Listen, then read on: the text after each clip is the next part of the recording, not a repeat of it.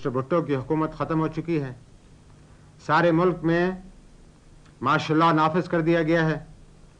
कौमी और सूबाई असम्बलियाँ तोड़ दी गई हैं। सूबाई गवर्नर और वजीर हटा दिए गए हैं। अलबत्ता आइन को मनसूख नहीं किया गया है। इसके बाद हिस्सों पर अमल दरामद रोक लिया गया है। मैंने बेनज़ीर को रोते हुए देखा गाड़ी में, तो मैंने फिर मुझसे साहब से कहा, मैंने कहा मुझसे साहब लगता ये है कि आज या कल फांसी हो जाएगी। तो जिस दिन हैंगिंग होनी थी तो मैं उस ज़माने में मुस्लिम में तो था ही था, लेकिन मैं BBC के लिए मार्टली का काम करता था। तो मैं यहाँ से अपने घर में उस वक्त पिंडी में रहता था, अपने घर से अपनी मोटरसाइकिल पर मैंने जाना शुरू किया एयरपोर्ट की तरफ, नहीं टुवर्ड जेल। तो मुझे रास्ते में एक दो अपने जर्नलिस्ट मिले। उन्होंने कहा यार वो सारे जर्नलिस्टों को अरेस्ट कर रहे हैं, मत जाना जेल।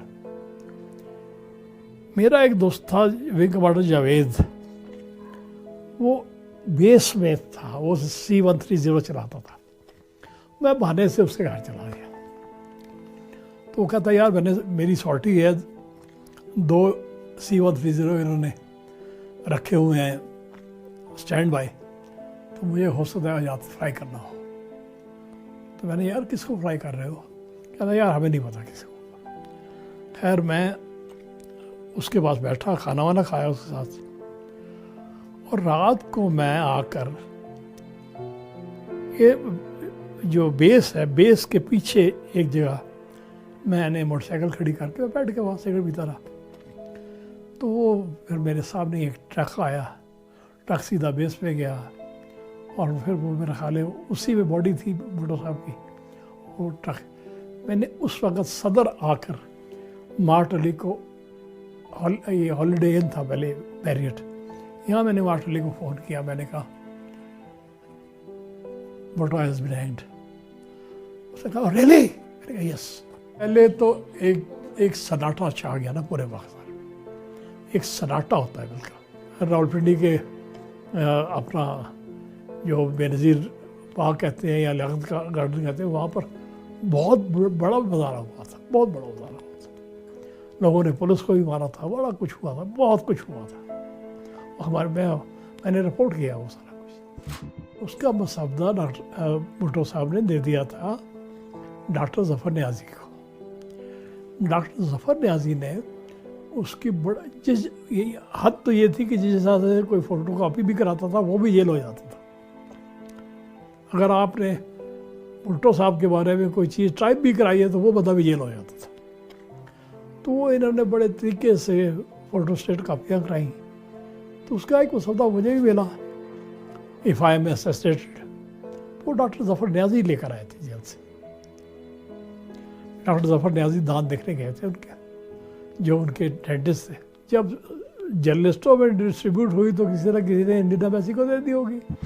जस्टिस समदानी ने ज़मानत दे दी ना, तो हमारे हौसले बुलंद थे कि अब ज़मानत दे दी है। और ज़ियाउल हक ने कहा था कि मैं किसी सियासतदान को मार्शल लॉ रेगुलेशन के तहत अरेस्ट नहीं करूँगा। लेकिन 3 सितंबर को इन्होंने भुट्टो साहब को मार्शल लॉ रेगुलेशन के तहत अरेस्ट किया था।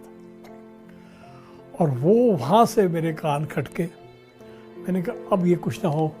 जब मैं यहाँ गया था सुप्रीम कोर्ट में, लेकिन जो सलूक करते थे मौलाना सूफ़ी इनके साथ, पिंजरे में बिठा दिया उनको जलील करते थे उनको। और भुट्टो साहब ने उठकर कहा कि mister Sufi, I am son of sir Shahnawaz Bhutto and my son will be Mir Murtaza Bhutto. हमारी बेइज्जती आप नहीं कर सकते।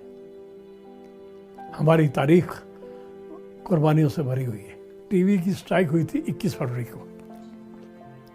21 फरवरी 1978 को हुई थी। तो हम लोग 16 फरवरी को तो हम लोग जेल हो गए थे। हमें 1 साल कैद, 10 कोड़े सज़ा। जिस दिन लाहौर हाई कोर्ट ने भुट्टो को फांसी की सज़ा सुनाई तो डेरा इस्माइल खान जेल में काम ख़त्म हो गया।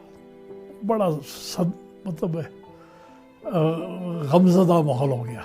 आखिरी दिन बेनज़ीर भुट्टो और मोहतरमा अपना बेगम साहिबा और बेनज़ीर भुट्टो आई थी, तो ये नीले रंग की ब्यूक गाड़ी में आई थी। मैं, मसलेउद्दीन हमारे टीवी के उस वक़्त डायरेक्टर थे, वो रज़ी अहमद रिजवी और बहुत सारे हमायूं फर, ये सारे जर्नलिस्ट जेल के गेट पर खड़े थे।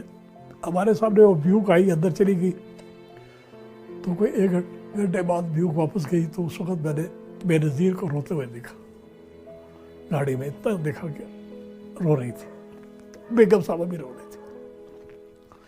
तो मैंने फिर मुझसे साहब से कहा, मैंने कहा मुझसे साहब लगता ये है कि आज या कल फांसी हो जाएगी। रात को आप गए, भुट्टो साहब ने प्रेस कॉन्फ्रेंस करनी थी, वहाँ पर कोई सिक्योरिटी नहीं थी।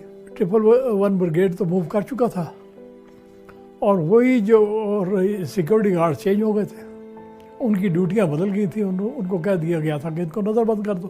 जनरल पहले रिलक्टेंट था क्योंकि उसे पता था कि पीपल पार्टी बहुत बड़ी पावर है।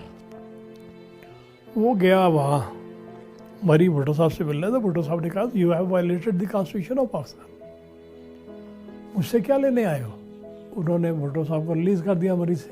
ज़ियाउल हक ने आहिस्ता पीपल पार्टी के लीडरों के साथ रवाबत बनाने शुरू कर दिए। कभी मुस्तफ़ा जतोई को कह रहे हैं कि हम आपको बना देते हैं प्राइम मिनिस्टर, कभी पीरज़ादा को कह रहे हैं कि हम आपको बना देते हैं प्राइम मिनिस्टर, कभी मुमताज़ भुट्टो को कह रहे हैं कि हम आपको प्राइम मिनिस्टर बना देते हैं। तो ये लालची शालची आती रही।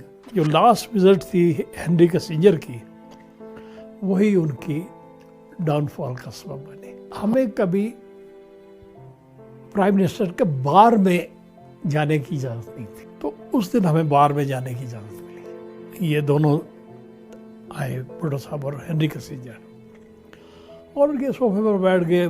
तो हेनरी किसिंजर ने कहा कि mister Bhutto, you have been our friend and I am personally friend of Pakistan, but you will have to take part in great game. We have not forgotten our defeat in Vietnam, and we will suck Soviet Union into Afghanistan. And how can we fight this war without Pakistan? Bhutto साहब ने सोचना शुरू कर दिया, बड़ी देर तक सोचते रहे। भुट्टो साहब ने कहा, Secretary of State, I am very sorry. We cannot become part of superpower rivalry. तो किसी ने कहा, is it your last decision? उसने कहा yes. Second day हमें ये हुक्म मिला कि चले, आपको नहीं जाना है वज़ीर आज़म के साथ ईरान। भुट्टो साहब ने शहंशाह ईरान को कहा कि तुमने इस जंग में हिस्सा नहीं लेना, it will be disastrous. Shahenshah Iran ने भुट्टो साहब की बात मान ली। उसमें बॉबर्ड लिखता है कि we easily got a person on CIA payroll, that was Ziaul हक।